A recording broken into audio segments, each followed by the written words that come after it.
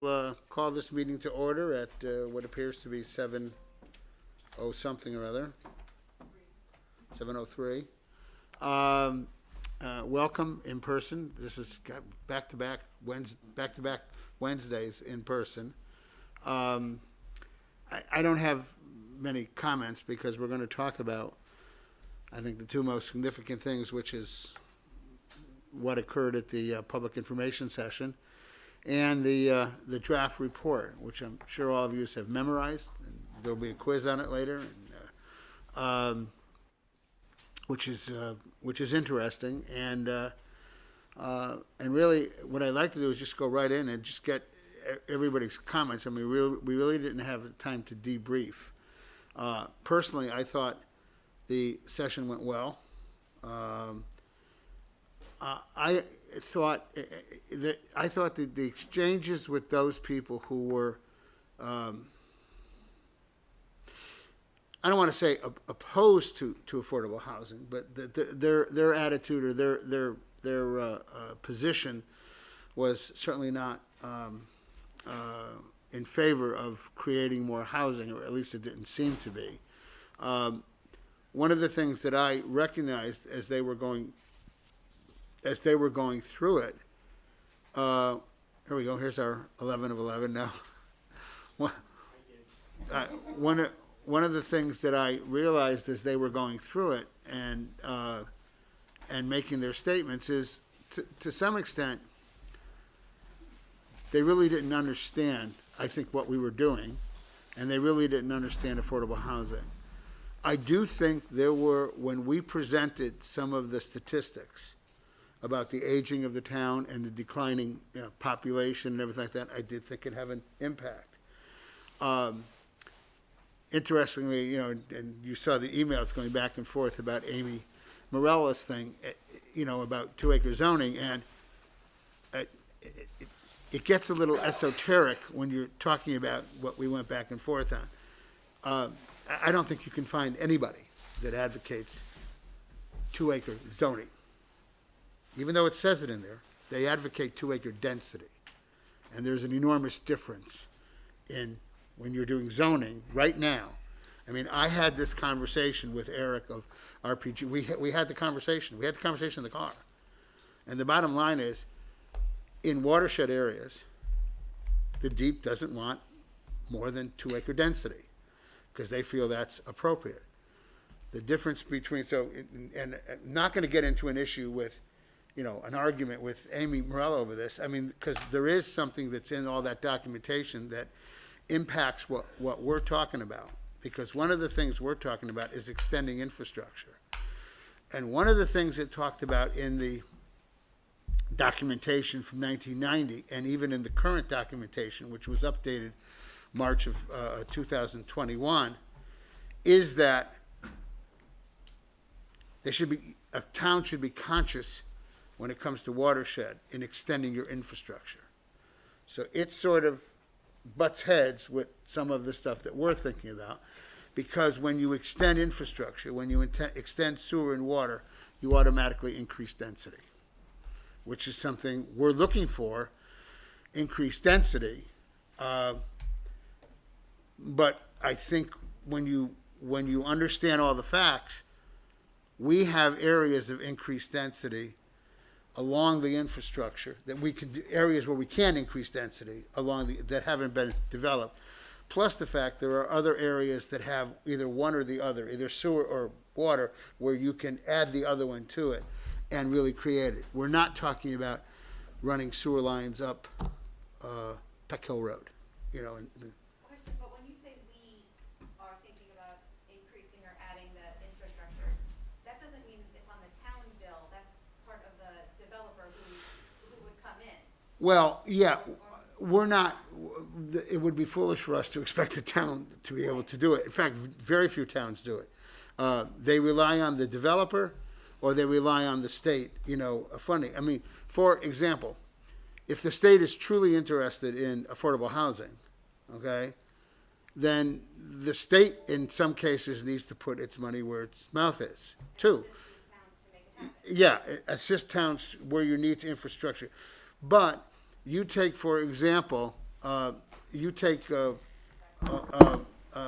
for example, the Woodbridge Country Club situation is if you create the density sufficient enough for a developer to pay for the things, then you can get some extension from there. The same applies, I guess, if you're looking to the center here, which has one half of it. Okay, so how do you get the other half extended into here?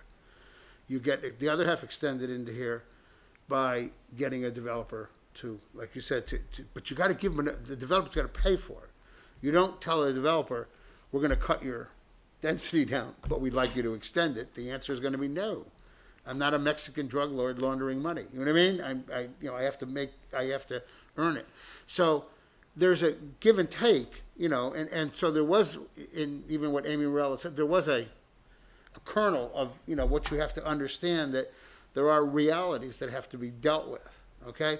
On the other hand, I mean, in the brief time I had to read through this, and I was, one of the notes I made when they were doing the locational analysis or anything like that, one of my suggestions was that we need to also mention in here that Woodbridge has already opened the door to two-family and accessory apartments through recent zone changes. And that needs to be pointed out, and that needs to be part of the plan, and needs to be encouraged. You know what I mean? So it didn't seem to, at least, maybe it's in here. This is such a long document. Maybe I missed it, you know what I mean? But it didn't jump out at me if it was in here. Then the final thing I'll go is looking at the audience. And I had one view sometimes, and you all had different views, because I was up talking, trying to address it. I do think, honestly, that when there was the discussion, when somebody opened the door to talk about the country club, and I gave the example of Quarry Walk, although no one's been there, and the size of it, huh? I've been to Quarry. Yeah, I know, but when we were amazed that so few people in there raised their hand when I asked. And the reason I did it, I used Quarry Walk and I used another property, the Mark in Shelton, just to give them an example that if you've been to Quarry Walk and you have 300,000 square feet of retail, and you have another not several hundred, but tens of thousands of square feet of office, and you have 150 apartments approved with 75 of them built, all of that is on 30 some odd acres. And I should try to say to them, so now in the country club, you have 140 acres. So when you're talking about a high density development, you put that high density development on 50 acres, which means you have 90 acres of open space. You know what I mean? And I do think that there was some recognition of, I didn't understand it, because in their minds, I think, when you mention the country club, you're talking about, let's just get that bulldozer, level the whole thing, and develop the whole thing. Just a portion. Huh? Yeah. And interestingly enough, I think some of them were impacted a little bit more by why do I always forget the name of the developer? Arbor Haven. The Arbor Haven thing, which had, the initial proposal had, 28, I think, or more, 2-acre lots, or whatever. So it was acre and a half. So it was spread out substantially over the property. But I did see some recognition on that part. But I did think overall the exchange was fine, even with the people. I'd appreciate anybody else's comments about what went on from a different vantage point. Did anybody? Yeah. I took some notes based on what comments were made and concerns regarding any affordable housing, if you wish to hear them. Just briefly, we already discussed Amy Morello's concerns regarding the 2 acreage allotments in the watershed area issue. There was the comment from Bob, I believe it was Bob Hill, who was discussing that we need something to draw people to Woodbridge. I would contend that, and I think you said this during your comments, it'd be very difficult to have,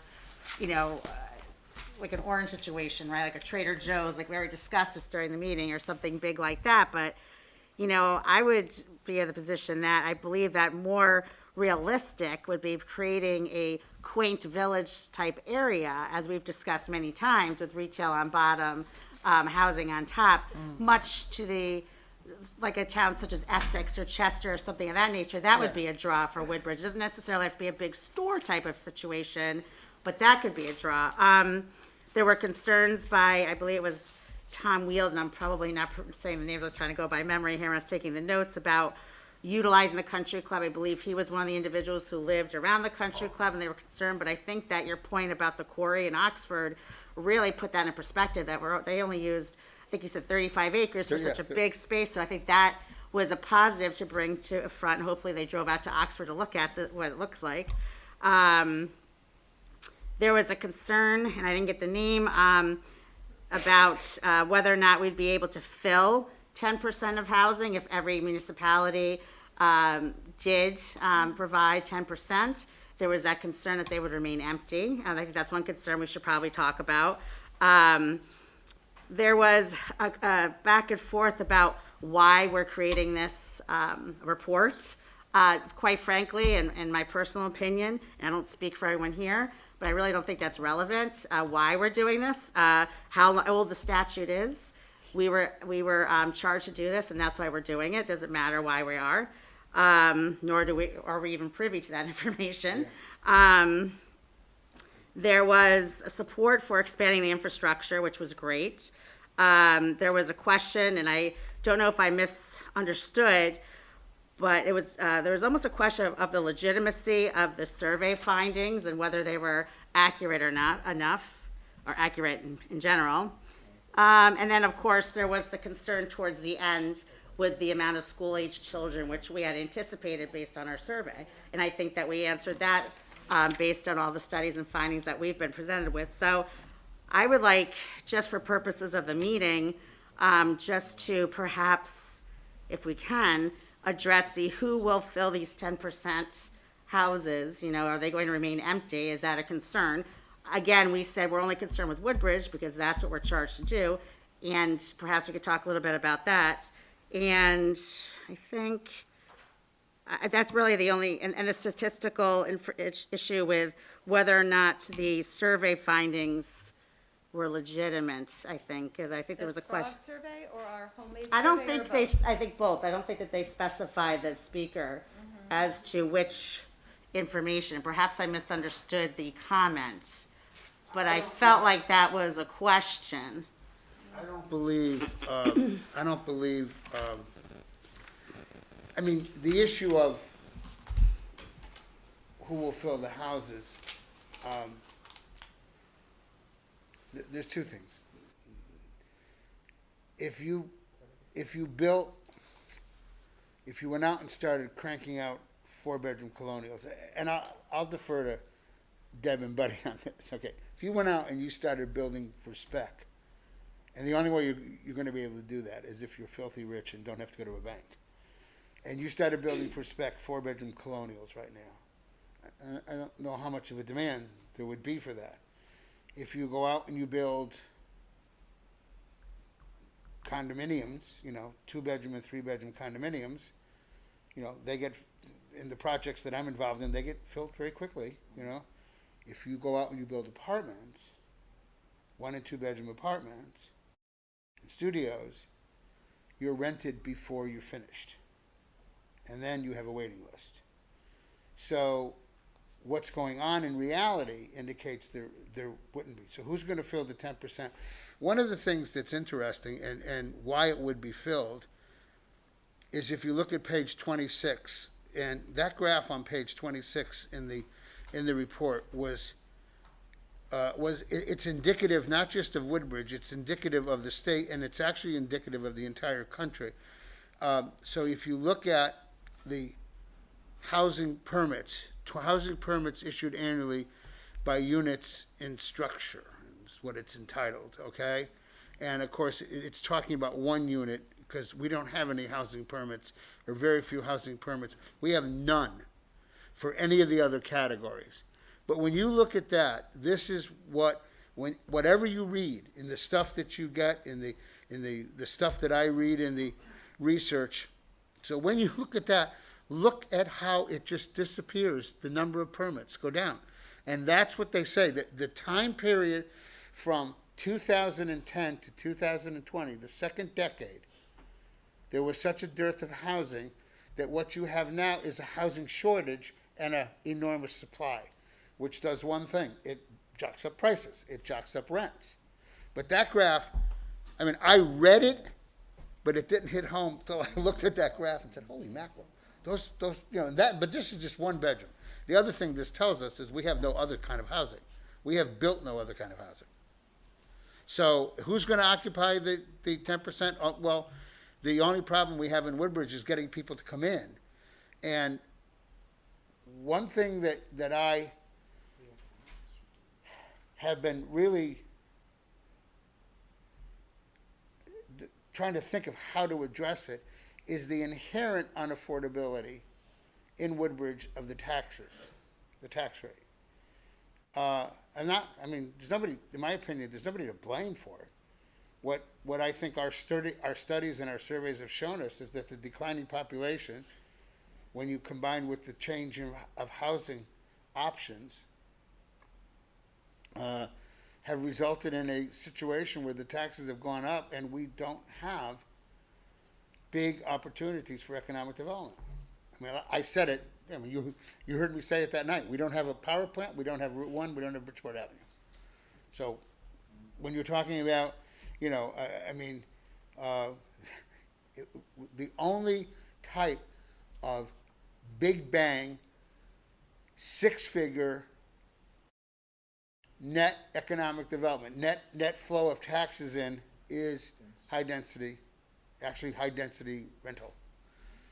You know what I mean? You put an apartment building with you have 200 apartments in some location. You put 200 apartments on the golf course, and you'll generate I don't know, maybe $1.5 million in positive taxes, maybe $2 million, because they're not going to generate many kids, and of course that number is, again, the cost per student is, you know, like I said, it's one of the phoniest numbers, because right now they predicted 5-6 years ago in a proposal that I did, there was a prediction that there would be a bump in 2021, 2022. Now, how they do that, how they predict that. And if you look at the Beecher things, there is a slight bump now, but with a couple of things, with people moving out of town, but also with millennials and Gen Xers having babies later, which means the families are smaller, they expect it to go down. Well, as that goes down, especially when you're talking about a single school, as that goes down, the cost per student goes shooting up. I mean, I wasn't a math major, but I think I know that's what's going to happen in that.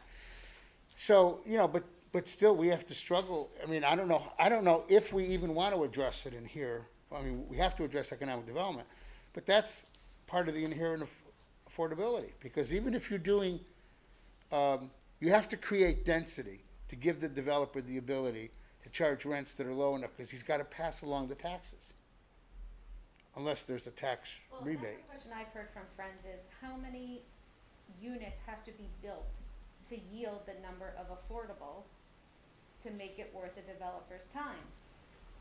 And I think there is a fear of building 1,000 units to yield 200 to 300 affordable, unless there's a nonprofit developer willing to build 200 affordable units, and that's it. I think that's a needle in a haystack. We're never going to reach the 10% level. So, and somebody who is not an opponent of affordable housing, somebody who was apparently an opponent of 8-30G, wrote an editorial. They're from Fairfield, and they wrote an editorial. And in the editorial, they talked about the impossibility of it, because as you stress to increase your stock, okay, if everything you did was 8-30G, and I think I mentioned it at least a couple of times, maybe 3 times, that when you have an affordable project, 70% is market rate. Right, so even that's a concern. For people I spoke with, even if we make our good faith effort is a developer going to build 60 units that yield 10 affordable? That's still a lot of units. Right. But that's what you have to do. Yeah. Because the other thing you're gonna ask that developer to do, if it's a set aside, you know, or, you know, if it's a friendly, affordable, or a set aside, you're gonna ask them to improve on infrastructure. Exactly. So they have to pay for it somehow. So you know, you gotta give them, so the conversation, you take for example, the conversation that's going on in Cheltenham right now. They went through the downtown, and for those of you that have been to downtown, there are apartments all over the place. I have 170 more either approved or pending approval, okay? In the downtown, when the first developers started, the developers told them, we can't afford affordable. That, you know, so they didn't require it, they didn't ask them to do it. They have a voluntary request. The last one I did at 92 units, they asked for 10%, and the developer agreed to give them to them. It was pulling teeth, but they were giving him enough density that he felt appropriate to do it. So now they're getting bigger projects, and we just had a meeting on one, and there was 152 units going out River Road. That's becoming now the hot spot, going towards Sikorsky's, and it's become even hotter in the last week of it when they announced the Sikorsky's plan to keep them here for till the 2040 or something.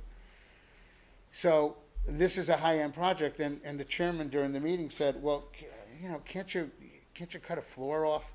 You know, something, you know, I don't like 152. And the response from the developer was, if you want 152 and you want us to reclaim the wetlands, you know, we're reclaiming filled wetlands, we're making improvements. He said, I can't do it unless you give me that. That's what the economics are. So there is that factor. But when you look at, I mean, the only place you can do something like that is the country club, where you really can't do it. I shouldn't say that. My understanding, the parcels at the end of Bradley. Are being purchased by Toll. Toll. So they're going to be going for higher end condominiums. Right, Are those they are still gonna age be- restricted, or are they going market rate? On market rate, they're 500,000 a pop. I think they're Market rate. over No, 55 market no rate. 55 and over. They're all 55 and over. No, yeah. So they are age restricted. So Age restricted, but not, Age not, restricted, Yeah. market rate. yeah, but not affordable. Okay. Right. No. So that if those parcels are taken up, that's going to be a nice tax base. Okay, right there. There's going to be generating something from that. But if you were to put 300 units in some fashion, of which maybe 100 and some out of them were apartments, up and build a little village concept up at the country club, you'd have plenty of units. You'd have the diversity of housing. But then you got to look at also the smaller type of things. Some of the things in the map, you know, the circles. Now some of them are private property, but you still there's a bevy of projects that are in the 30, 40 apartment range, 30, 40, or 50 apartments. And are you going to get 30%? Not likely, you know, unless they're really desperate. But could you get 10 or 20% or 10 or 15%? Well, yeah, now you're mounting it up. And then you get the points for that. And then Kathy pointed out, now you're getting close to the point where you could ask for a moratorium to give yourself the chance to, you know, assess it more. So that's the way you do it with developers. But when developers do that, they're going to have, like you pointed out, they're going to have to address infrastructure issues. They're going to be, you know, so you've got to give them the density for what you want to ask them to do. So the Toll Brothers project, if I'm understanding this correctly, so it's all going to be market rate? it's gonna be like Fieldstone, yeah, market rate over Well, 55. It'll be cheaper than Fieldstone. Not by much if they're starting at 500, Well, Fieldstone has plus to all the build- upgrades and everything else. They said 500. I represent the Toll Brothers. And maybe they've changed their method of doing things. But we used to joke, you know, the advertisement when I represented them was they were doing $1 million homes in Cheltenham. And people were saying, well, they're not doing $1 million homes. The homes are for sale for, you know, $699, $749. I said, yes. Then they ask you, would you like doorknobs? You know what I mean? And I was Yeah, being before you get facetious. to granite countertops, you have to get all the But- other stuff. But their philosophy is they have add-ons. So for instance, back then, they had a basic house, but when people looked at it, I want that, what's that bump out? Well, that's our observatory. How much is the observatory? 250,000 as an extra. So they tend to put extras in. Now, doing townhouses, I don't know how many extras. Houses are very specific, the plans are Yeah. online. They're, yeah. I mean, they'll have upgrades. It'll go a little bit more. I mean, places like Fieldstone Woods and Oxford Greens, I will tell you, the prices go up. I mean, right now they're peaking, and they'll go down just as quickly. You know, they go bounce up and down. Oxford Greens at one point, some of the single families were, they started out at 400. They were eventually selling for 600. They're down lower now. They're probably peaking up a little bit now. Actually, what's selling more up in Oxford Greens, all the new stuff is all attached units. They're attached. yeah, they're building no more single family. So, So- well, my concern is that if we're talking about this property that's supposed to purchase from Toll Brothers, right? And we're starting to, I know all signs are now pointing to the country club, but we're slowly losing other opportunities. Right. My concern is that it's a real concern, this burden shift, if we do not have 10% in this town. And that should be a concern of many people who live here, because we're going to lose control over how we can comply with this statute, inevitably. We're never going to comply with the statute. Well, no, I know, but. But a good faith effort, But a good yeah. faith effort. I mean, Yeah. you know, Well, no, 1% is well- not a good faith effort. So if we don't make a good faith effort, Yeah, well, we're I not mean, going to be able to conceive how right, we lose all control of how we it's can't, going. we can't. One thing you have to understand is we cannot control privately owned property. No, I And, understand and that. I we understand. can't control. They can buy privately owned property, go before the Planning and Zoning Commission and say, we want to do this. If the Planning and Zoning, now, what the Planning and Zoning Commission can do is, in exchange for higher density, require, as some do, I think Fairfield does it, 10% affordable. We require 20. Huh? We So- require 20, right, Cap? So Toll Brothers has got to do 20% affordable. No. Okay, that's what I'm talking about. In a project like that, when Toll Brothers comes in, It's not zoned. I understand that.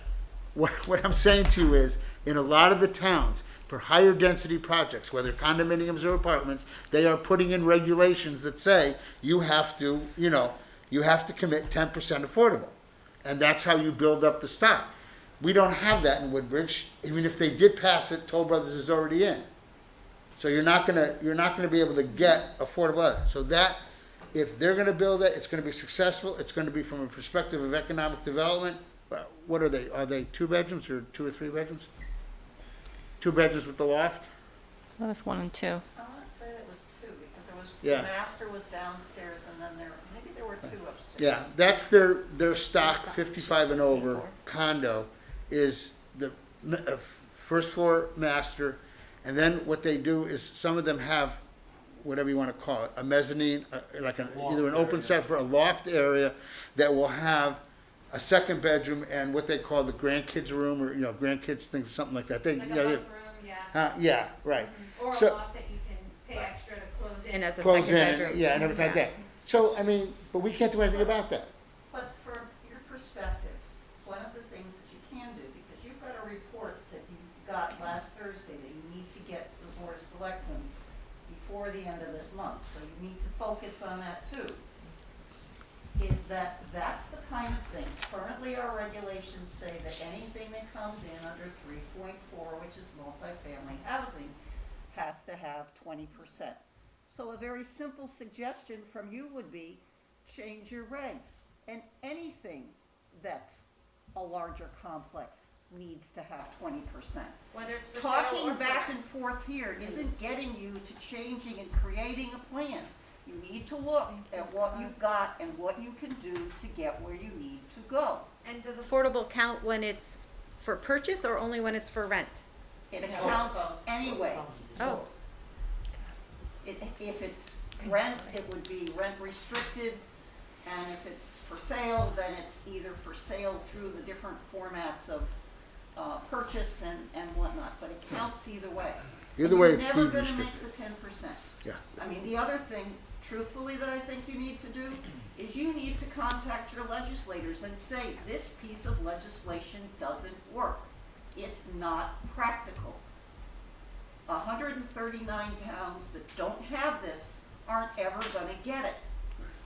And the other thing you've got is you've got units that are in this town that are affordable but aren't deed restricted and whatnot, but at the price point they're at, they're affordable, and those don't count. So you also have to, I think, give a little kickback to your legislators and have them listen, but they won't, because they're too busy listening to other people. But that's the reality. Part of the reason they're not listening is, even with all that discussion, nobody's made, I mean, when you look at the graph on this page, nobody's building and nobody's putting in affordable. I mean, the only way affordable has moved forward has been with 8-30G. Now, you think you're having an issue with naturally affordable housing? You look at the arguments that people, well, I won't use Derby and Ansonia because they are over the 10%, mainly because of their housing authorities and stuff like that.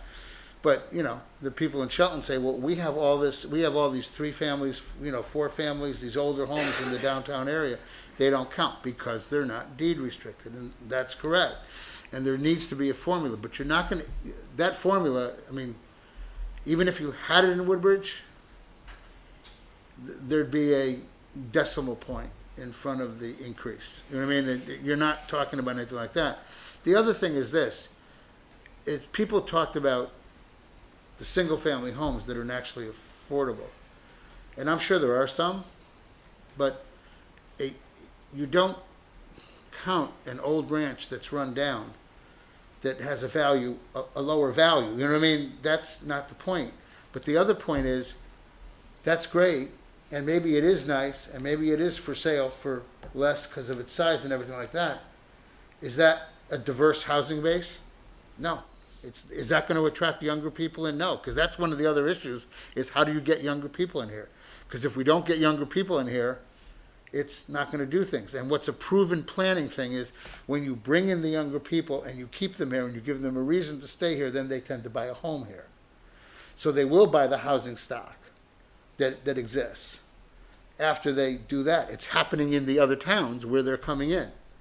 Well, So- I think to Chris's point, in 2 years, we'll never hit 10%. Never. But like what Chris is saying, if we make a good faith effort to try to increase the diversity in our housing in town, Yeah. taking into consideration the houses that are already within that price point, we contact our legislatures then, and tell them that, this is our steps that we've taken.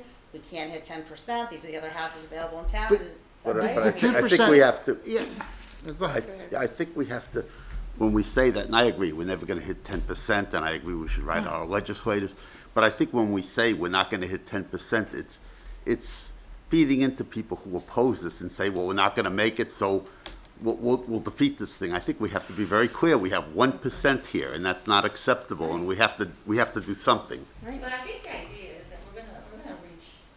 We will reach 10% at some point. It's just not gonna happen in 5 years. It's not gonna happen in 10 Yeah, years. I don't But think at our some report point, should say we're not gonna it- reach 10%. it- It's going to, and I think to say we're not gonna ever reach 10% is a little crazy, particularly since there's a bill right now that has passed the first step of legislation, the Fair Share Bill, that is gonna increase that 10% to like 20%.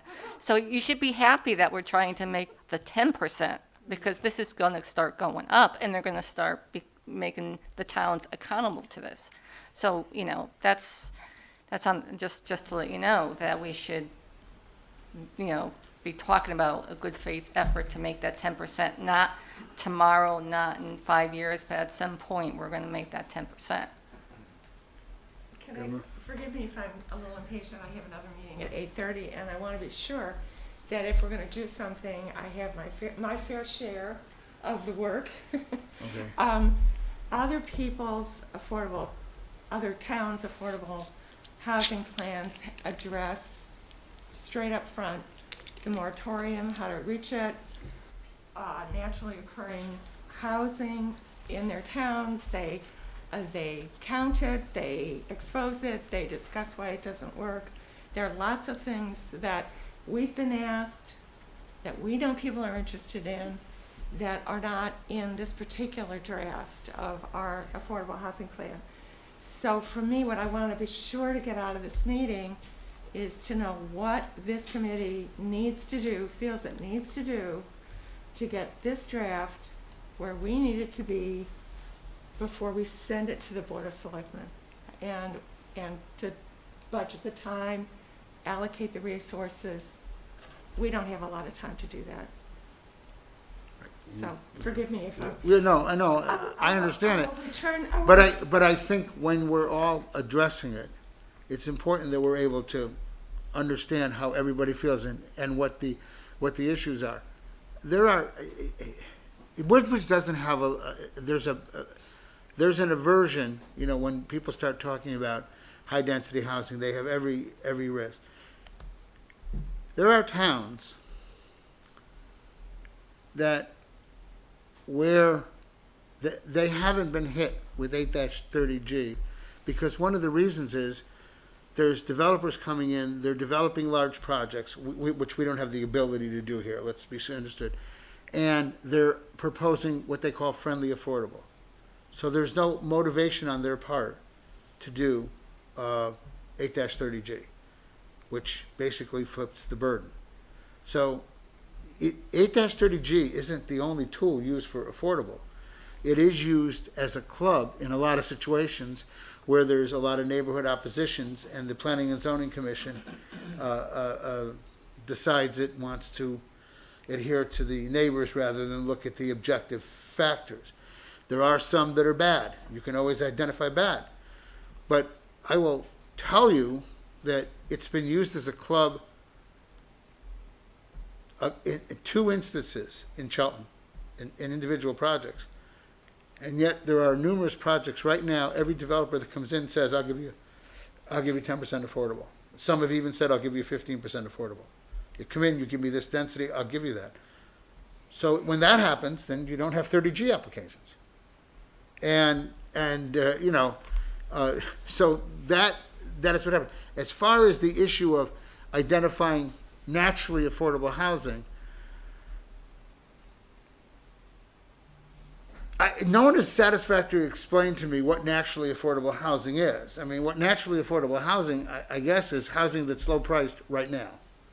I don't know if we could do it, but other towns have done it in their affordable housing plans. I think they Yes, sir. recommended it, but I don't think they They actually. But they're in- identified, by looking at housing prices, Yeah. the number of buildings in their towns that would qualify currently, and then Right. explain, or maybe they just have a number and that's not so Right, I basic. think they use Depends it on how you do it. as a I'm strategy, not yeah. necessarily advocating we do that. Right, because that strategy looks really good on paper, but it's actually very Exactly.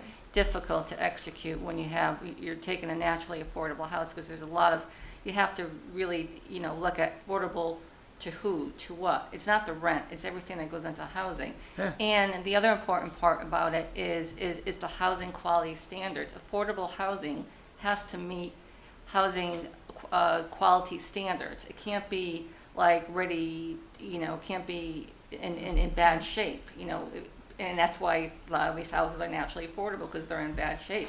They have to meet a certain inspection to ensure that house is safe and in good shape for somebody to live in there. And that will probably, once the necessary rehab, it happens to bring that up to code, then it's not Then gonna be it's not naturally affordable. affordable anymore. Exactly. So there's a lot of things that have to go into that. And so, yeah, it looks good on paper, but when you try to execute it, it does not work. You might have a couple, but it's not gonna have any impact. And they make those points, and Yeah. they explain it. Yeah, the best example I can give you is there is a house that you can drive by on Howe Avenue in Charlton that this young guy who's done 2 or 3 projects, the house is across the street for some, whatever you want to call them, tenements, it's 8-family, 10-family, homes. It's across the street. It was in horrible shape. The biggest benefit, it had enough parking in the back to accommodate another apartment in the zone. He bought it. If you see the pictures of what he did inside, it's amazing. Hardwood floors, granite countertops, nice apartments. I mean, the rents he's getting are almost equivalent to the rents of the apartments in downtown. Once he did that, doesn't make any difference what's around him. So that was a naturally affordable unit that existed until he fixed it up and brought everything to code and did granite countertops and everything like that. And then he got a demand. So I don't know I don't know in Woodbridge. I think we need to just focus on, yes, we do need to write the report. We do have a limited amount of time. We have to talk about a schedule. I'm away next week. I was going to suggest, and even though I'm away next week, is that we plan on meeting at least the next 2 Wednesdays, if not the next 3 Wednesdays, to try to come up with this. The other suggestion that I want to hear from everybody is how, as a committee, is the best way to modify this report, to hammer it, to put in here what we want.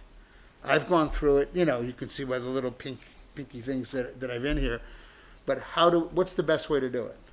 I do think as a group, we need to go through the strategies, because we never had a time as a group to even discuss them, and there was a lot of questions, a lot of concern. People are not, some people just didn't understand what the strategies meant, and, we kind of like checked off the boxes based on, where I fell on the pie chart, but that's not really a way to determine what the strategy should be. So I think we should probably go through them so everybody's comfortable with what they are and what they represent.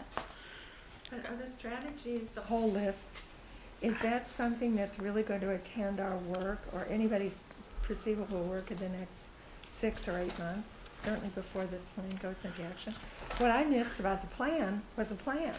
What are we going to do? What do we propose to do? First, second, third? I think that's part of the implementation. This is all that's required for the state. I mean, and I think there's some data that needs to be cleaned up there and some language that needs to be cleaned up, but basically meets the requirement of a state report. I think.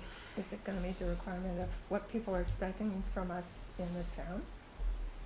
That's what It concerns provides a me. framework of how we're going to achieve Yeah. affordable housing, and that's what's required. I think one of the recommendations is to continue this committee, the work of the committee, and I think that's where the rubber hits the road, is we have to figure out how we're going to execute this, but we can't give a whole plan of execution. No, it's true. within They a- don't within a usually do report. that. Yeah. No, that's fine with me. If the committee is fine with just, doing something general, then that's okay. Well, It's just that people I- will I- be looking for, they're gonna be looking for recommendations from us. Right. So when And- we and don't give them, then we have to be prepared for I it. hear, well, we are going to give recommendations. We are going to talk about sites, but here's my problem with the strategies. They're overwhelming. You get into them. I, who do this for a living, get into it 2 pages in and out. No, I can't. You know what I mean? They're overwhelming.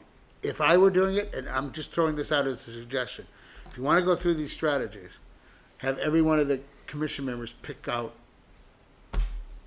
7 that they think are really important, because there's some of them that are just not relevant, just not appropriate, and in my opinion, what they do is they take away from the ones that are appropriate. I mean, what is appropriate? What is appropriate as a strategy is identifying locations for it. Deciding what diverse housing is needed in Woodbridge is easy. Not all we have, but predominantly, 90-something% of it's single family, large, so we need, that's easy. But some of the strategies are, is to encourage the Planning and Zoning Commission to look at ways to encourage developers to come in and create affordable housing opportunities, which is maybe covered by one of the strategies in some fashion, or maybe it's a combination of 2 of them. But I just think, my opinion, and I'm welcoming your opinions, that when you go through these strategies that are listed on, page 50 through 61, we're talking 11 pages of strategies. My problem is, in going through it, it's overwhelming. It's going to get lost. And what gets lost in here are the important points that we want to point out because there's too many. So it's, what is the phrase? You can't see the forest for the trees, or whatever the situation, the phrase is. There's too many important points here that get lost. Now, if somebody disagrees with me, I'm willing to talk about it.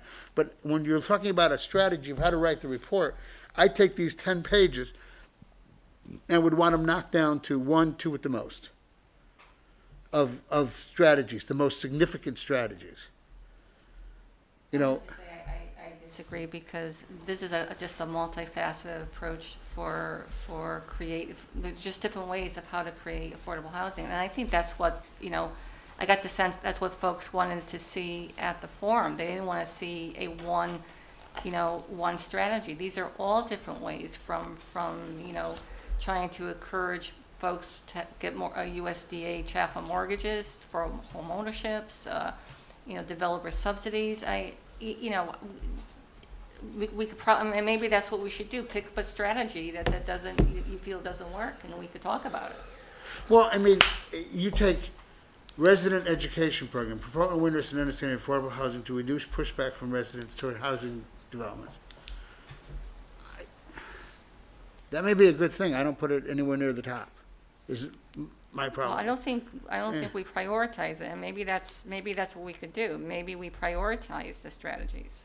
Well, I think we're saying the same thing. What I was saying was, I think we need to zero in on the things that we feel are the top things to address. What we think the town should be doing in the summer 2022, pick it up and run with it. And focus on that visually, linguistically, every other way. And then you can put as much as you want in the appendices. If you want to stick anything you want in an attachment, that's okay. But you have to deliver your message very clearly, visually clearly, wording clearly, and then you can put anything else you want to in there.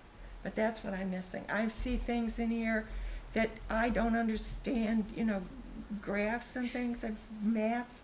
I don't know how they relate to the message. I really don't. And if they do, then somebody just needs to explain it to me. And if they don't, if it's just really good, important information for us to have, then put it in an appendix or take it out altogether. And that allow more focus on the messages and the graphs and the stuff, and explain those things, how they relate. I was missing a lot of And you have to that. remember that this is a 5-year plan. This Yeah. isn't something that That's come true. summer, it's magically gonna happen. And I think when you No. read these strategies, that's what they cover. It's just like a town plan of That's a good conservation and point. development.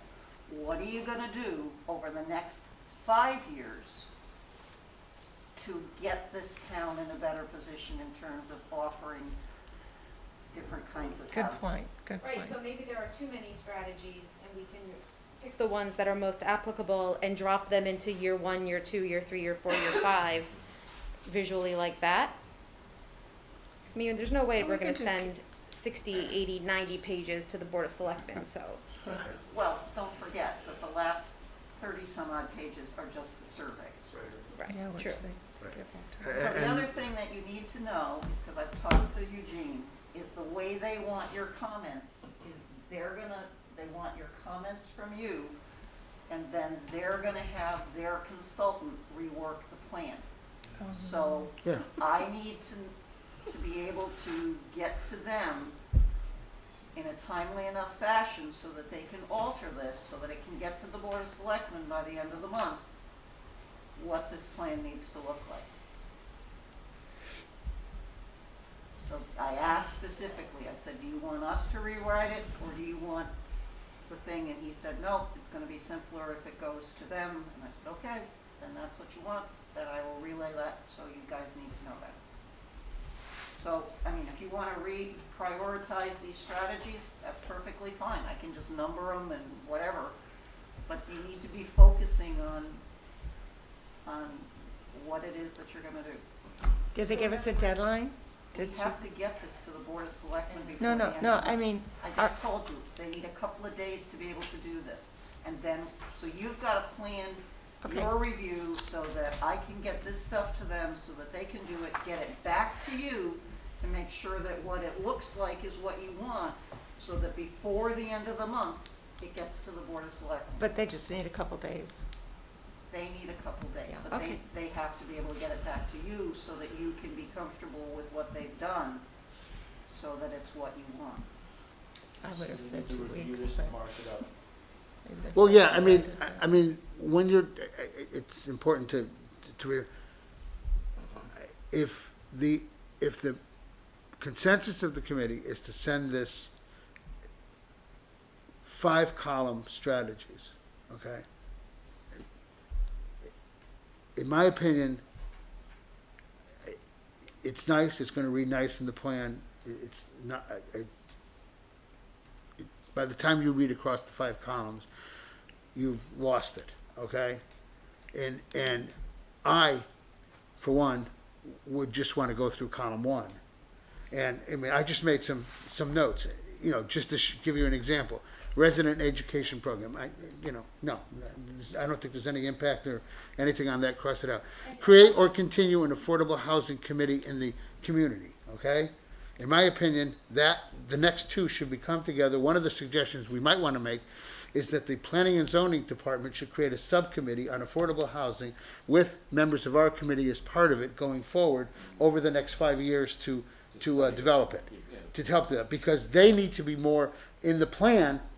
They need to be more involved in it, because if they don't change regulations, if they don't address it, you know, it's great to have developer roundtables.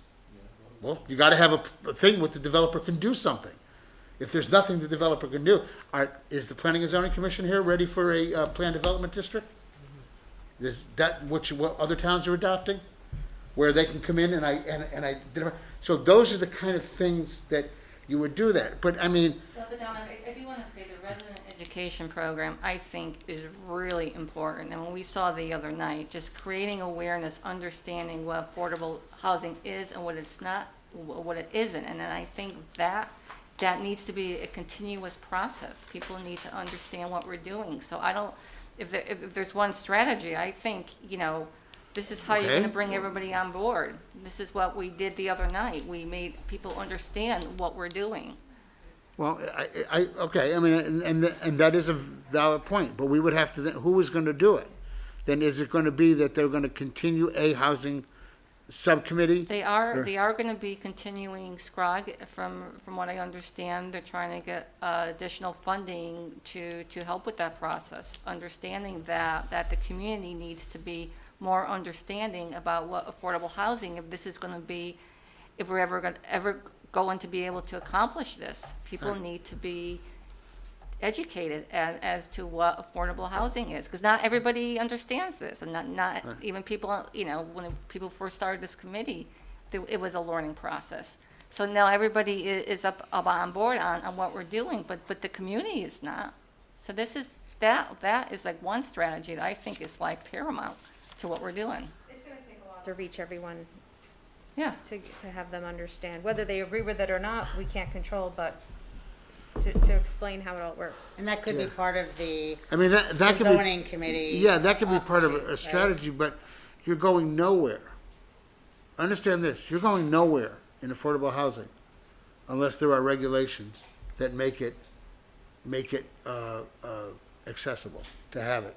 If you don't have regulations, it's great to talk about it, but if there's no regulations, we have some. We have one of the notes is expand capacity for accessory dwelling units. Well, we've done that. Yeah, but there's some, and I asked that question during that time, like, why would we have that in there if we already are compliant with what the state wants? And he explained that there's probably some more tweaking on that regulation that needs to be done, and there is, I have to tell you that. There are some tweaking on the current Right. ADU regulations, even though it aligns with the state. Like, there's a couple things where, for instance, one of the units has to be a owner of record. Yeah. Which So is- that's, you know, that's not what it is in other towns. Right, And that, but I guess my thing is, you say review existing zoning to remove barriers to housing production, increase housing production. Well, that is under, what, the accessory apartment thing is under that. Yeah. It's just that if we want to put them all in and just prioritize, and then if that's the feeling of the commission, then let's just put it all in and prioritize them. It's 11 pages of strategies, okay?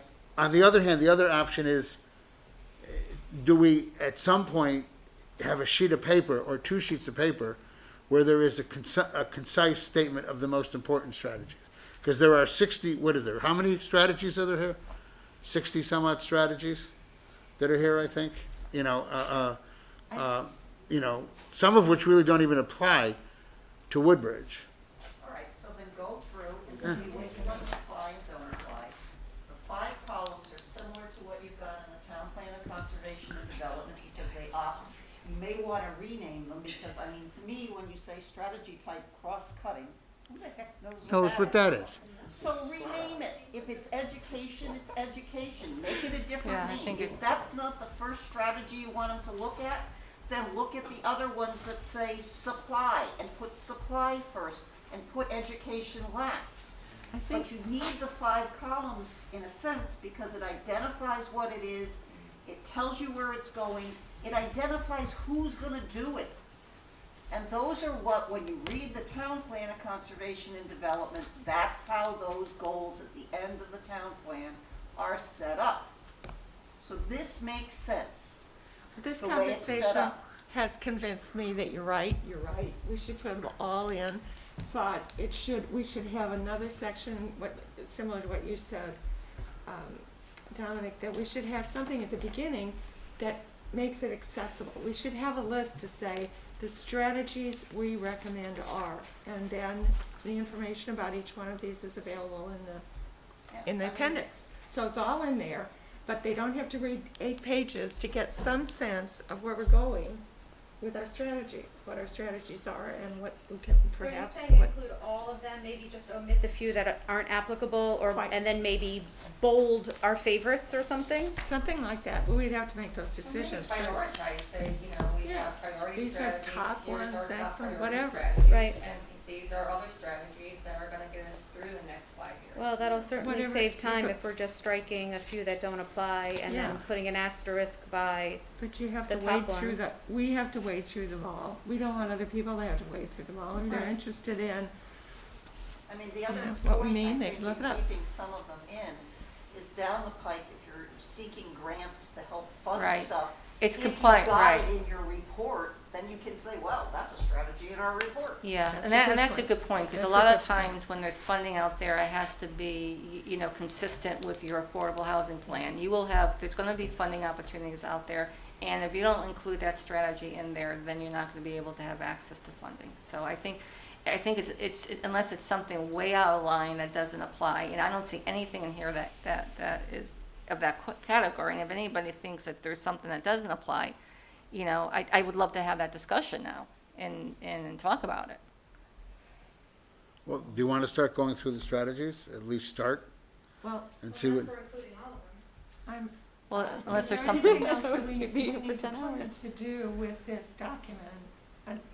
I'd like to know if there's other work that we anticipate and what the schedule is so that I don't miss. well, I'm just wondering if anybody, folks have gone through these strategies, is there a strategy that pops up that you feel is not germane to Woodbridge? I mean, when I went, Have an opportunity to look at it and we need more time. Right, and if you need more opportunity, if you need more time to look at it, just Yeah. email the group and we could respond, if whether or not, yeah, you're right, yeah, I agree, or no, this is the reason why I feel this should stay in the plan. I don't think we can do that, but, what we determine. Well, we Right. could try. I think we need different pictures. but let You're me, looking at the let's wrong take, plan. let's take an example. No, At the very end, or towards the very end, there's one that fills a whole page. Strategy type, home ownership, implementing first-time home buyer program.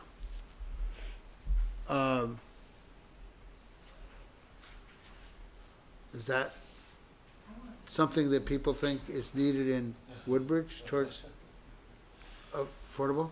I mean, I know that there are and, you know, Buddy and Debbie might be aware of, you know, there are first-time home buyer programs, there's, you know, programs at the state level and everything like that. So is that something that's, you know, I mean, it's a good thing.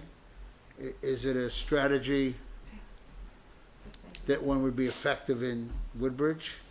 I mean, part of the problem with Woodbridge, with first-time homebuyer problems, is the extent that when you're analyzing the cost of your home, you're analyzing the cost of the taxes, you know, when you're doing that. So, I mean, again, to spur on the discussion, is that something that anybody feels is an important strategy? But there could be an instance where there's a nonprofit developer that comes in and has a subsidy that's able to do a home ownership complex. I mean, I think I shared an example of like the Guilford Affordable Housing, where coupled with down payment assistance, you know, somebody at 60% or 80% is able to afford a home. But this category one is, and this effort should be led by the municipal staff with input from local lenders and banks as needed. So when you go to that end, there's no municipal staff in Woodbridge to do, I mean, it's, again, these are Well, maybe generic. the roles, yeah, I mean, Yeah, maybe I mean, to there's encourage no- nonprofit developers to come in and do Yeah. these type of developments. I think if there was a high-density project that comes in, then the first-time homebuyer program could, you know, be put in place. you know. Right. So, it's, you know, look up first, you know. You know, the other thing we talked about was naturally affordable housing.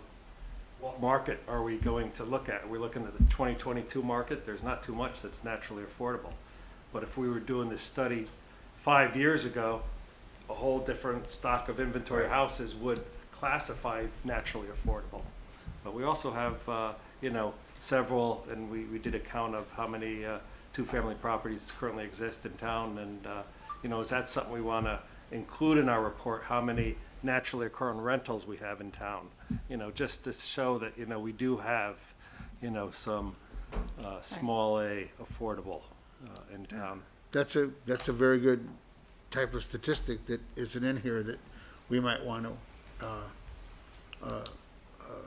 put into it, you know, but these are the kind of things, but I think then maybe, okay, one of the, whatever you want to say, homework assignments is to go through and, I mean, if our position is we're just going to put everything in, I mean, we have to try to, like Christine said, I have no idea what cross-cutting is. You know, it's something that they define it. Cross-cutting strategies serve multiple affordable housing needs and often involve multiple action types. They seek to encourage production of new affordable units, preserve existing affordable units, create affordable ownership opportunities, and expand housing types. That's what cross-cutting is defined as in here. So you've got to read that at the beginning of the strategies to understand how it applies in cross-cutting, applies to review existing zoning and remove barriers to housing production and increase housing production, you know. And that effort's obviously going to be led by the Planning and Zoning Commission. And what's interesting in here is this, and the Zoning Board of Appeals, but no, they don't, you know, they're not going to accomplish that goal if they follow the law, I can tell you that. But anyway, still, then we'll just take it and put it in as it is. I don't know what other phrase you can come up with cross-cutting. I mean,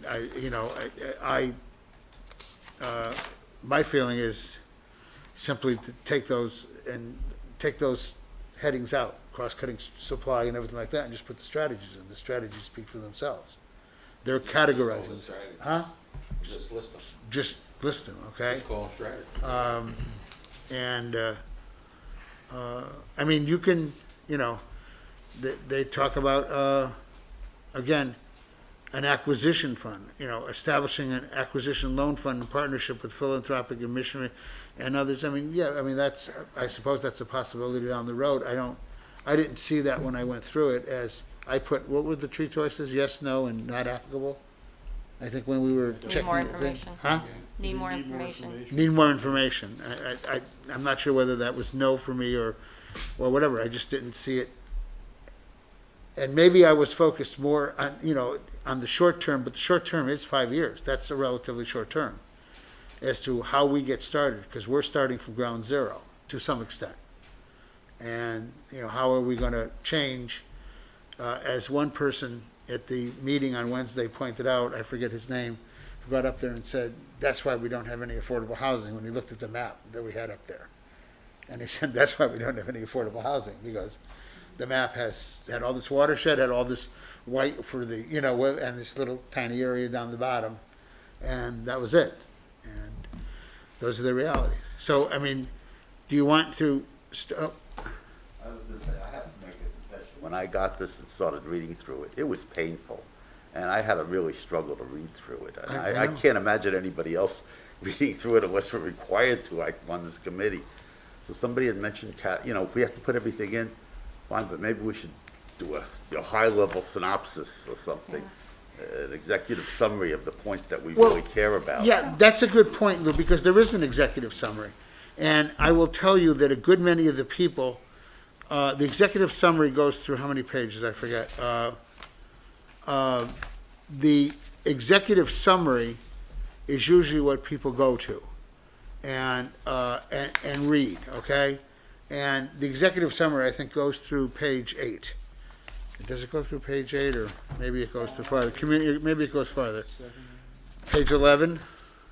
No, it stops at 8. Stops at 8. 5, or 8, Starts or at whatever. 5, stops at 8. Over. Yeah, it stops at 8. In the executive summary, I believe, should be our most important goals, our most important strategies that we believe should be in the executive summary. I have to say on page 7, though, that's problematic. And I did bring this out to you, Jane, when I first saw this, because he had created a slide for me to use in the presentation, and I said, I can't use this slide. And I would think most people here would agree that somebody making $90,000 a year cannot afford a $535,000 home. So that's, You're saying that person can or cannot? cannot, Cannot. right? Well, that's just one piece of data in there that Yeah. is being questioned. I mean, remember the Sheila McCreven's questions? Some of those were very pertinent. And I had others that, you know, looked like they hadn't been copy edited, that there were places where it had internal contradictions. Right, so that, and this is contradicted in another slide, but this, you know, look in different jobs. I know the point they're trying to get across, but, you know, if someone saw that someone's earning $90,000 and then they're able to buy a home for $535,000, that doesn't compute. So, but then there's another slide that has more accurate information in terms of what people can afford. I'd also like to have a chance to discuss some of the questions and answers that were on Sheila's Yeah, and list. these are, you know, other things that need to be addressed, you know, people's, and I agree, people's concerns about, well, what about naturally affordable housing, you know, to just explain why, you know, it didn't make it into our strategy, so people understand, you know, what are, and it's not to say that it can never, I mean, naturally affordable, you know, if you had a program, and that's where you go into, if you go into each strategy, there could be a program where you provide subsidy to a homeowner of a multifamily to upgrade their unit and to make it affordable. Then you could have that type of affordable. So there's programs that you could do through subsidies and upgrading to make sure that the housing is of a certain quality that will be eligible for affordable housing under the state's regulations. Right, and once you get it, you have to deed restrict it in You some have to fashion de-restrict for 4 years. it, and you have to monitor it. It's something you have to monitor every year. You have to make sure that the person is eligible to be in there every year, and you have to make sure that every year that unit is meeting housing quality standards. There's inspections. Who does that typically in a town? Whose jurisdiction would that fall under? Well, typically, I mean, I used to run these programs, and of course, it's a lot easier when you're doing it in the big city of Bridgeport or New Haven or Hartford, that you have a whole staff that does this. Housing authority, or you could contract with the housing authority to do inspections. In fact, that's what I used to do at some point. You used to contract, because they do housing quality inspections, and they will do the inspections for you. So, I mean, I could see that would be something you know, because I don't think that this could fall under Chris's other related duties. That might be, you know, something you might want to look at.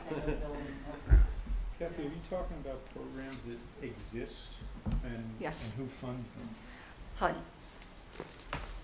And There's so a that HUD. would assume that you would ask HUD to fund these programs and Well, direct yeah, people under- to them and they would do it.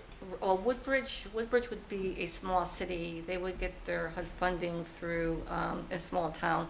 So they would get their funding through the state of Connecticut. So yes, there's funding available through the home program. They have flex programs. They have like 3 different programs where you could apply and you could get these types of subsidies that could come in, and you could create a, you know, a multifamily homeownership program to you know, promote rental housing. And so an owner could, or even a owner of rental property could get subsidies to upgrade their properties, and in exchange of upgrading their properties, they would get a deed restriction. They'd also have the assistance would be the property as a mortgage instrument, but as long as you keep the property affordable, you wouldn't have to pay anything back. So it's actually a very nice incentive to upgrade properties. So there's different things. It doesn't have to be, you know, just building one big apartment building. There could be different ways of accomplishing this. And that would be through the education, Right. as indicated here, for the landlords and people that own property here in town. Right, exactly. Well, not the landlords, the property owners. Property owners. Property owners, right. You know, I mean, you're focused there on one family and what limited 2 families we have and improving them. You know, it's still, even if it's one, it's still one, but to the question of who monitors it, it's, in some cases, it's town staff. You know, I see pushback in the town if you went as part of your plan that says you have to now increase town staff. In some way, somebody's got to pay for it. Now, if the state was funding also a position or 2, but somebody's got to monitor it. You know, somebody's got, I suppose it could have a self-monitor thing where they have to file a report every year or something like that. But I'm just saying that's how it gets monitored. In some towns, I think it was Richfield, if you read the Richfield housing plan, they have a very elaborate monitoring system built into their whole plan. You know, I mean, staff. But as Buddy said, you could also hire like a housing authority to come in and Yeah. monitor. And they know how to do it, because that's what they do. They do this type of Right. reporting. Yeah, whether You it's, should- I mean, Yeah, you have to pay for it. they are talking about expanding the ability of housing authorities to cross state, you know, Yes. to cross town lines right now to work in different areas. But yeah, that would be a way we could do it, you know. You're talking about it relatively limited, but it's an opportunity and to maintain it, you know what I mean? But, you know, What is, I'm sorry, I'm not familiar with the process, so if a property owner, if we are able to educate the property owners here in town to make those improvements for those incentives, what is the process? Can the property owner not apply on their own, or does it have to be monitored by some kind of a housing authority to have it, I mean, how does it work? Well, typically what would happen for a small town, Woodbridge would apply for funding to the state and say, I want to create a, multifamily renovation program to encourage, affordable housing. And they'd get a pot of money, and then they would, then the Woodbridge would let people know that this money is available, and then people would file, would apply for it. And because you have, I think They they have that for senior housing now, Woodbridge. I mean, right there, I mean, they do have, I know you have HUD funding, I think for 203K, I mean, yeah, that's a type of mortgage loan where they do a renovation loan. but I think there's small town, That's an FHA product. I think there is small town CDBG funding though. I think so, yeah. So there is, precedence for this, but this could be small town home funding, which really is for the purposes of creating affordable housing, and you could have a program. think the problem with that is, I don't know who's gonna create a two-family and not wanna make money. Cause you're gonna be income restricted, right? So it's kinda, Well, the idea What's the is you would point? get an operating subsidy. You would get a you know, funding to do the renovations. So you wouldn't be, so say you get like $100,000 to renovate your unit. You wouldn't have to pay that back as long as you kept that affordable for X amount of years. So that's how you would be able to afford that. I mean, again, that's a strategy, that's one strategy, it's a low production strategy. Yes. I mean, you have to understand, I mean, by low production is you're not gonna have lines going out the door, you know, for that, but there will be some opportunity for it, and it has to, you know, and there has to be set up, and the important thing is, in my opinion, is it's gotta be a proposal that's not gonna create any pressure on the town budget. It's gotta be, you know, thing that staff, funding, and everything comes from outside, because they're not gonna look at stuff like that. So, getting back to the report, I mean, you know, Kathy's point about taking out number 7, well, so we just delete, we don't want that chart in there. If that's the point, you know, the problem that I have with the executive summary is it talks, it explains 8-30G, it explains 8-30J. As an executive summary, it explains what is affordable housing, what does it mean to your community. It explains Alice, and explains the history of affordable housing and Woodbridge subsidized housing, and then says, and then it goes into community overview. Should, in that portion of in the executive summary, should it contain our strategies, our key strategies, the key things we think need to be happened? Going back to, and whether you want to call them strategies or goals, should the information before the strategies that is contained on page 45, the housing goals, should that be housing committee goals? Should that be in the executive summary? Yeah, I think those goals should be up closer to the front. And I had made a change, but it isn't in here. The third bullet needs to include high-density rental. It doesn't even mention it at all, Right. you know, which is, to me, ridiculous. Yeah, I sent those changes, Chris, to Eugene. They never made it in, so. So what you'd like us to do is go through the whole thing and mark the things that we think need amendment, and then discuss those things, and then, Well, let's are you try to, gonna continue to do that tonight, and I mean, we can I can start doing send it you tonight. my list? If you want to meet next week, I'm away next week, but the committee could still have a meeting and do another, you know what I mean? I can try to input as much as I can, and it is difficult with a committee of 11. It is difficult to have us do it and then come in and then, you know, and then try to coalesce it, you know, so, but it might be easier if we're meeting every week. If we're meeting this Wednesday, next Wednesday, and the Wednesday after Easter, you know what I mean? So we have 3 weeks to start, but the first step is to go through it, and people make editing comments. I mean, you know, Mary, you made editing comments, you know, or sent me an email about some of the things and compare it. You know, I know some people want to hear about naturally affordable housing. I don't, yes, there is, the problem is it's not in the statute right now. And maybe you can talk in the future if you want to talk to your legislators, but it's not in the statute right now. So I don't see the need to discuss it, because as Kathy pointed out, in Woodbridge, a lot of naturally affordable housing are rundown houses. That's what they consider. Well, okay. Why don't you just, everybody go home, read the silly thing, have all your notes, and then when we come back to the next meeting, start on page 1 and go through from 1. then anybody who's got comments on one, does it stay alone? Fine. Page 2, page 3. So you have a system to go through this thing.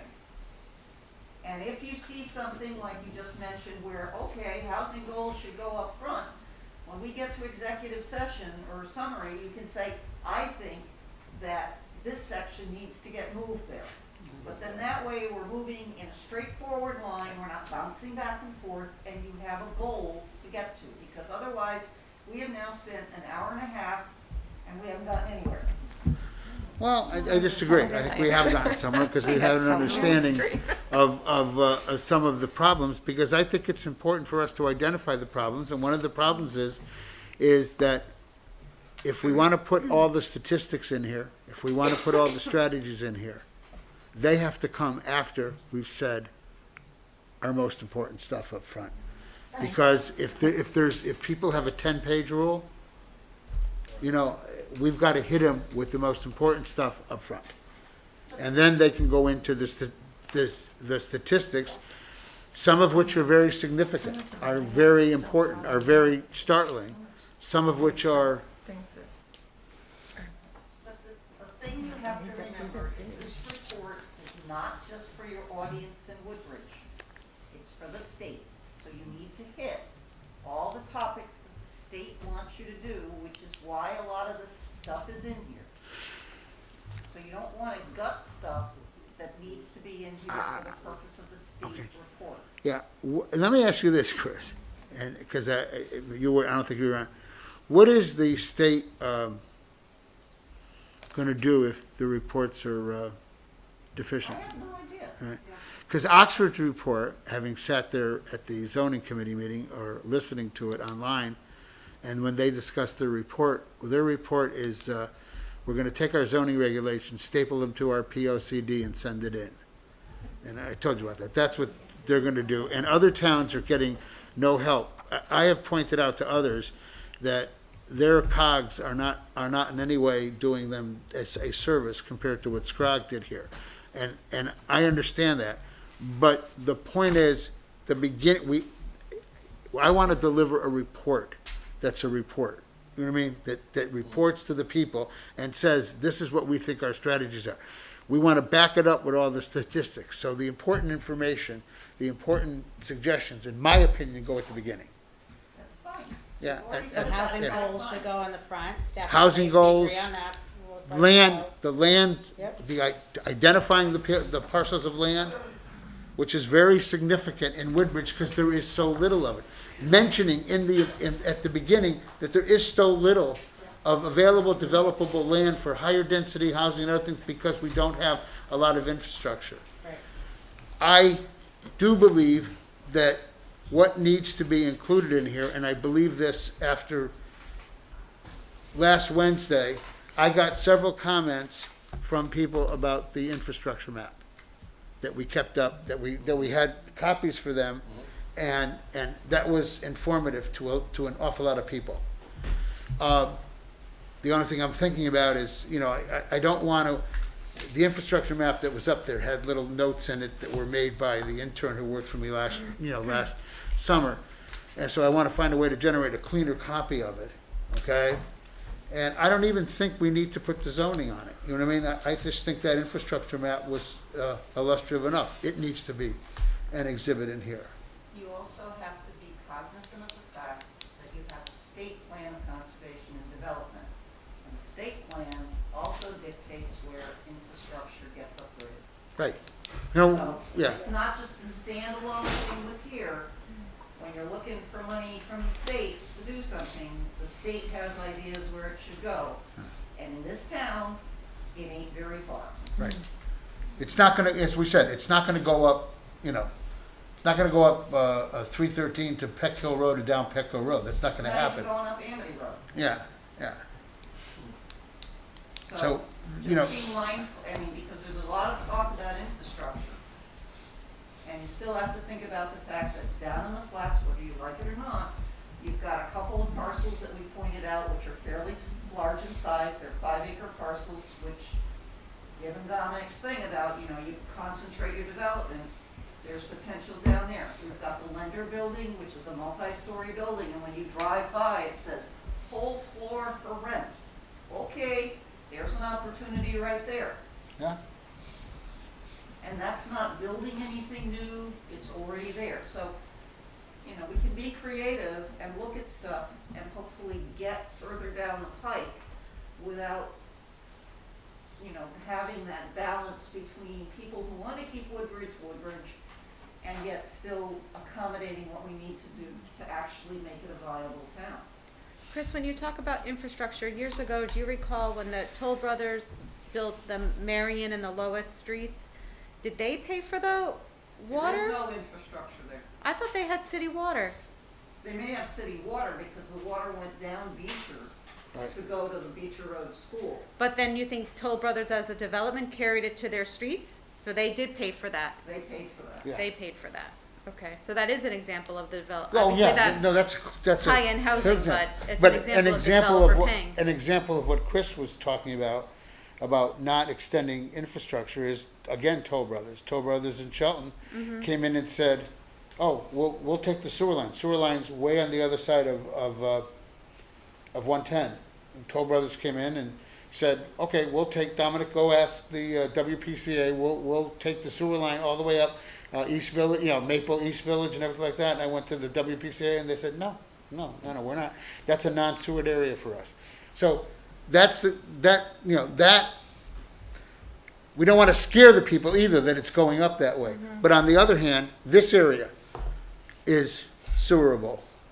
You have to extend it in. It has water, it's sewerable.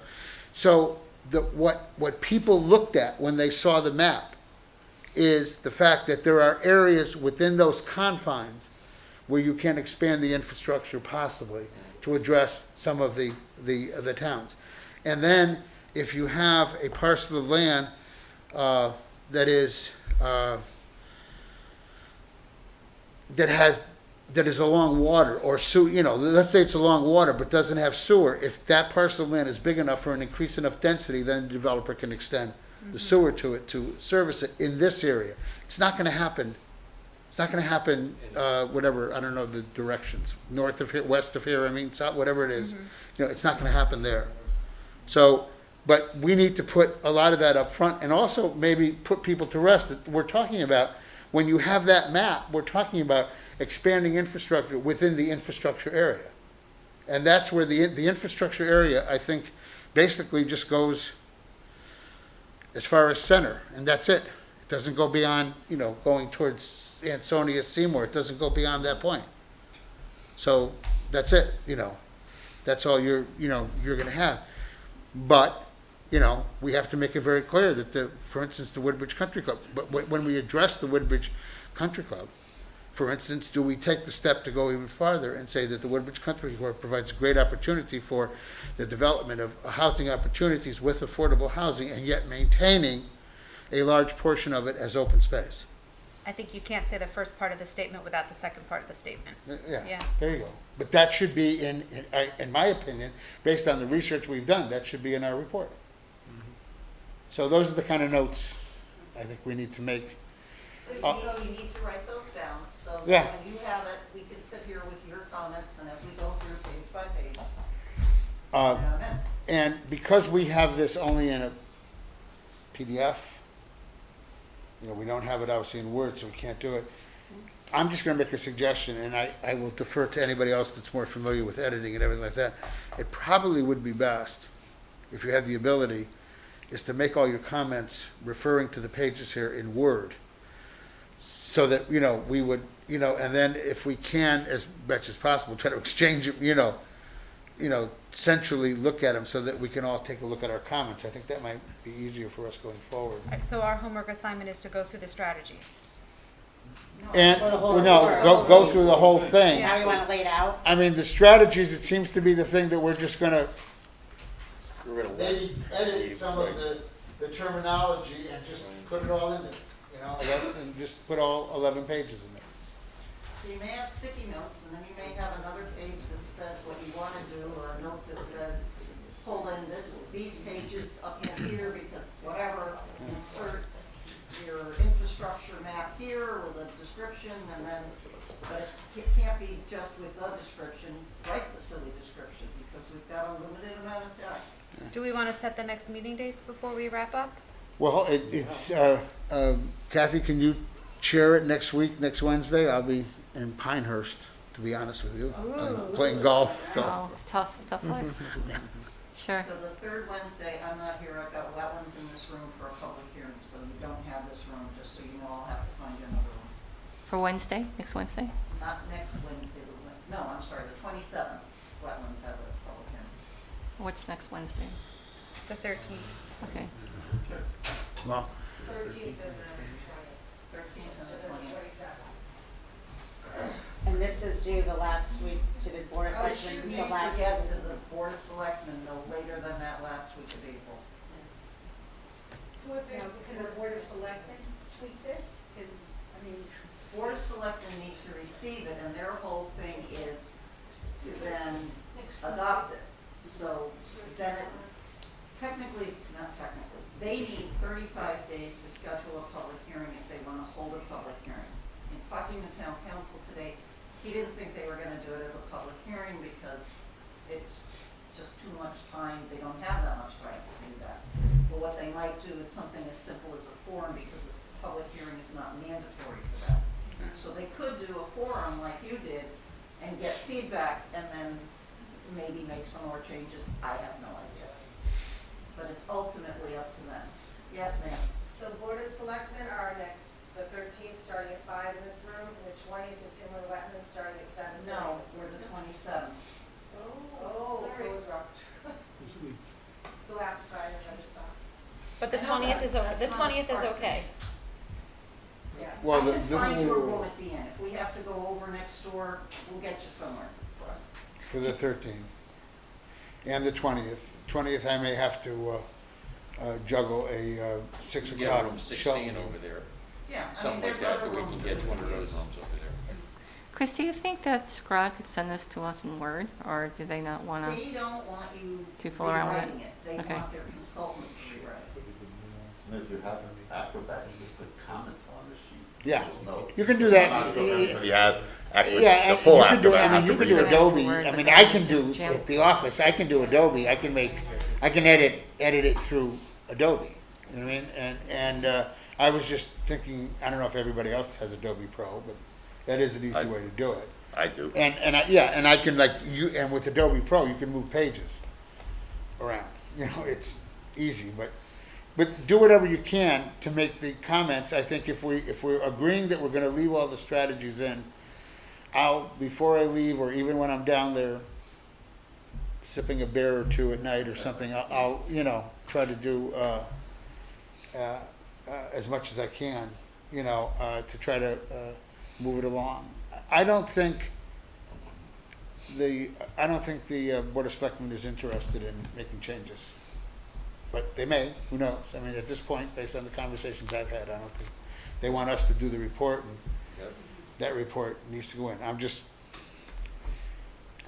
Dominic, the other thing I just want to mention, two neighbors who come at the affordable housing issue from very different perspectives and were there last Wednesday, both said how informative it was and how much they learned and how much they thought they knew but they didn't really know. So I think there's a great value in educating the public.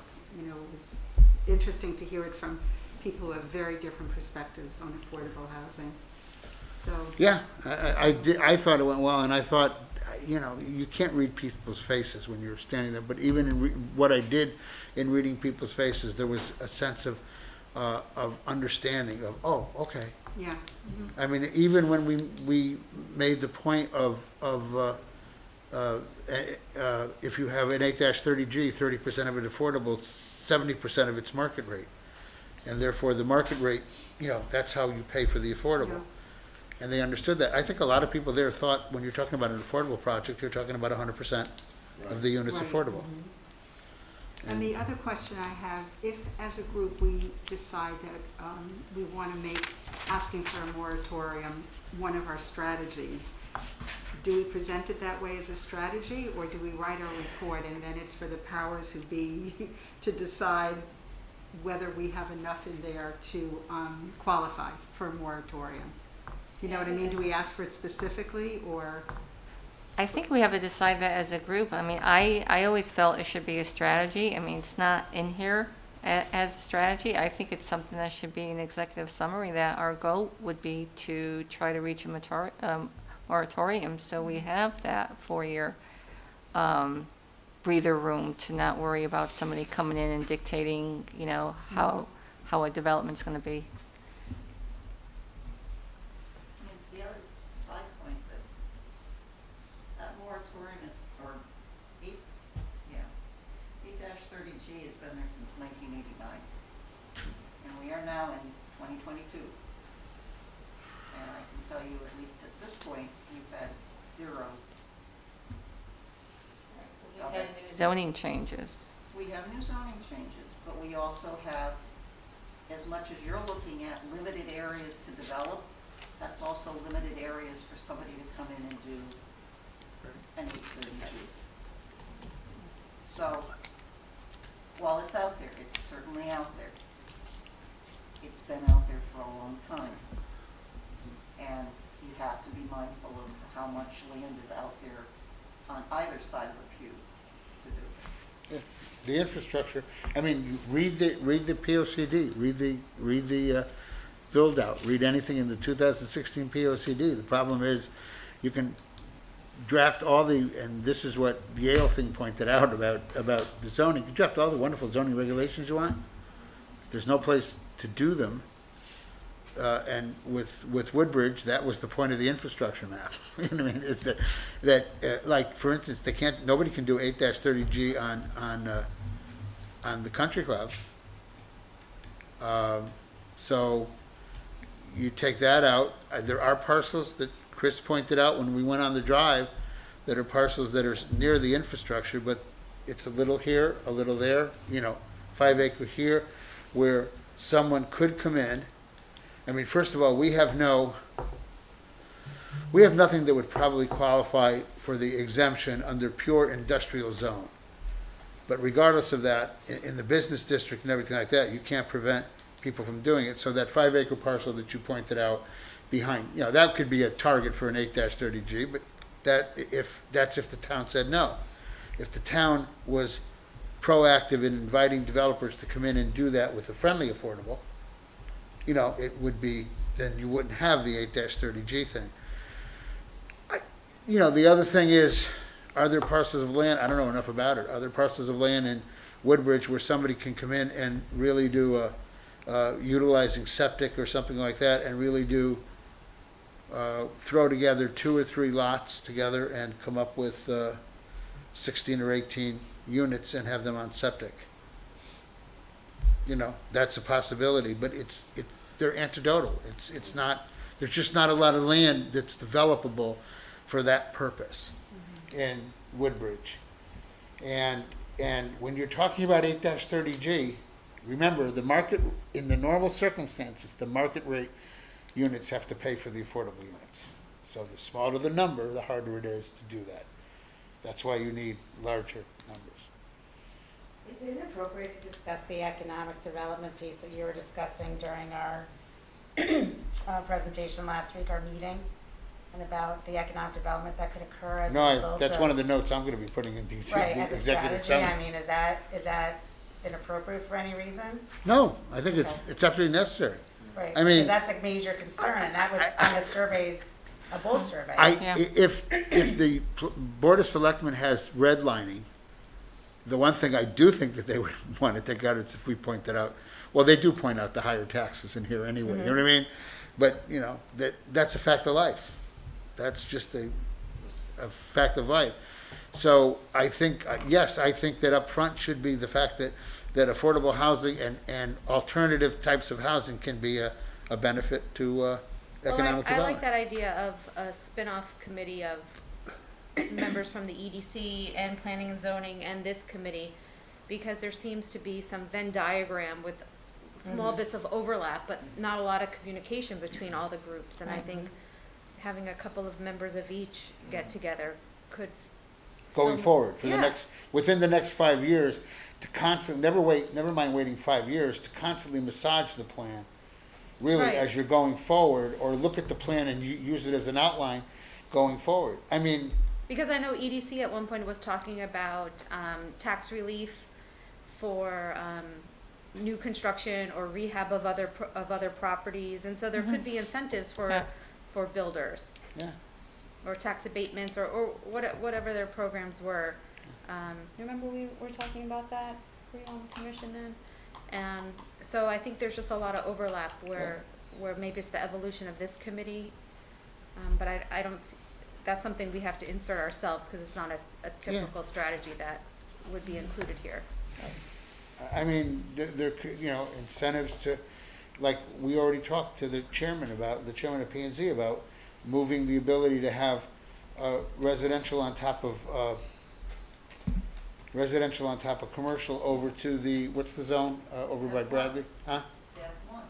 Yeah, to move it over there, because it isn't there. It's on the other side, it's over by Hazel, it's over by, The JVA, and this is where you have the lender building is in Dev 1, it's got a whole blank floor. If you added that, and then you've had, the owners of 245 Amity, as Dominic have said they wouldn't perhaps mind having apartments on top of that particular unit. So, I mean, it would lend itself. It should definitely be in there. yeah, and those are, the whole point is this, even if they're not affordable, they are gonna be, what do you say, naturally affordable for younger people to come in. And to come in and that's what these charts are telling us. We need to get younger people in here. We're not getting them in. And, Isabel had to go to, Amity Physical Therapy. And the person that was treating her, she'll talk to a rock, anybody. She'll talk to anybody. She's having a big, long conversation with this therapist that she's doing, young girl, just graduated and everything like that. She finally said, her and her girlfriend were getting an apartment. Where? I forget. Hamden. They were going to Hamden. And she said, couldn't you find anything in Woodbridge? She said, there's nothing in Woodbridge. She would like to be near work. She said, I'd love to be near work. There's just nowhere for me to get it. So that's something, can you imagine if there were apartments on top of Bradley or in the Lender? Which one is the Lender building? That's the multi-story brick building on Litchfield Turnpike. 1764. All right, Gonna step back okay. a little bit. It's 1764, Step back a little a bit. little bit. Okay. That's a prime example. If they were able to stay there, to do stuff like that there, it would be beneficial for them. And in that area of Woodbridge, they're actually near enough to public transportation if they worked at Yale New Haven or if they worked at the hospital, and they're paying much less than they're paying in downtown New Haven. So those are the kind of things we need to talk about. Do we put that up front in our thing, and do we add that to part of our strategies? And finally, and we'll close with this, and then everybody can go, is we talked about what we would say about the country club. I'll try to draft something up, about the fact that you could still develop without open space.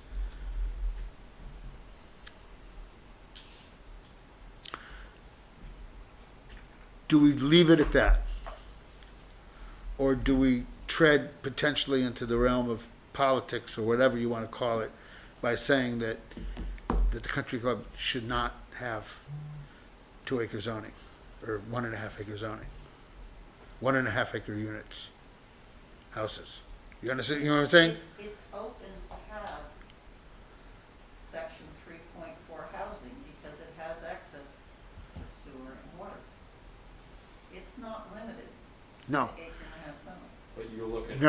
No. What I'm saying is, do we go, the proposal, Right. which The is being configuration. changed, which is, my understanding is being changed, has this enormous spread of 28, if I'm not mistaken, 28 acre and a half lots of 8 to 900,000, 4 to 5 bedroom homes of 800 to 900,000 estimated value. That's what it has. On Johnson and Ribbon. Along Johnson Johnson and, and And Ribbon. Stony Road. actually, Johnson yeah, and Ribbon, Johnson, because Rimmon, those are and, the- Those are the entrances yeah. to get into those, to get into It's the. Ansonia Road. it's not- Ansonia, you're not Rimmon, Ansonia, you're right, yeah, okay, you're right, Johnson and Ansonia. But you're right Do we there. go down that route? I mean, I'm just throwing it out for thought, you know what I mean? This is But I a think, you know- five-year plan. Why would you do that? Huh? This is a 5-year plan. I think if you're gonna say that, you can write it as a side comment on behalf of the commission to the Board of Selectmen for a current thing. But I don't know that it's appropriate Belongs to in put there. in a 5-year plan. Right. I think what needs to be in the 5-year plan is the fact that the Woodbridge Country Club needs to be developed and can be developed Got it. Right. and still maintain And open it has, space. and it has sewer And still it's got maintain water. open A space. portion, Right, and it yeah, has portion, a not all. portion of, yeah. And it doesn't have to- What's been, has there been any movement, Chris, on that other parcel you pointed out next to the parkway? No, there's not gonna be any until they finish, they're welding their way through with the subdivision down off of Merritt. So once that gets done, then we'll do the Same people? Oh, that's the same group. Oh, I Wait, didn't there's know. a second So it's one Arnold on Peck. There's a second proposal? I don't understand. The people that are potentially developing, the people that are developing the 14 lots down off of Merritt, and also purchase the parcel as you go underneath the Merritt on the left-hand side, 5-ish acre parcel, I think. And they wanna do multifamily section 3.4 housing on that piece. But they're not gonna do that until they've gotten through The first set, yeah. the first thing where they're spending their money. And that's 15 units per acre? Yeah, So the three. is that 15 units per buildable acre or just 15 units per gross We acre? just say 15 units. I think it just says 15 acres per year. Huh? I think it's 15 units per acre, it doesn't, Per gross acre, So you Right. assume just it's says acre, gross. yeah. yeah. And So none of you're- them are deeded affordable. No, under section 3.4, Those are, 20%. 20% said before. yeah. So, you know, at 15 times 5, if my math is correct, you're talking about 75 units. So you're talking about 15 units affordable.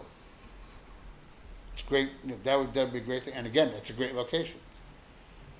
And, but that's something great, but that's one of the properties that's on our little map, and that's a private property. You know, you can't force private properties. I think that people who own private properties, once you see a few of them being done, then it might be, it tends to incentivize you to call up Buddy or Debbie and say, can you find us a developer that's willing to? All right, anything else? Everybody's got their homework assignments, and let's get to work on it. And If we're not gonna, Meeting room for next week, and I'll let you know where it's gonna be. and if we're not gonna be here next week, should we forward our notes to Well, you can get them to me, and then that way I can print them out and have everybody have them, so that we're all looking at them while we're going through. Okay, I mean, we're gonna be here, everybody's gonna be here. I won't, but everybody will be in some room somewhere. I also have the handouts that were at the presentation last week. If anybody wanted a copy of the handouts, if somebody didn't. I'll take one if you have an extra. Yeah, I have lots of, and then I was gonna hand them off. Yes. Then there's this weird Yeah. So whatever you guys.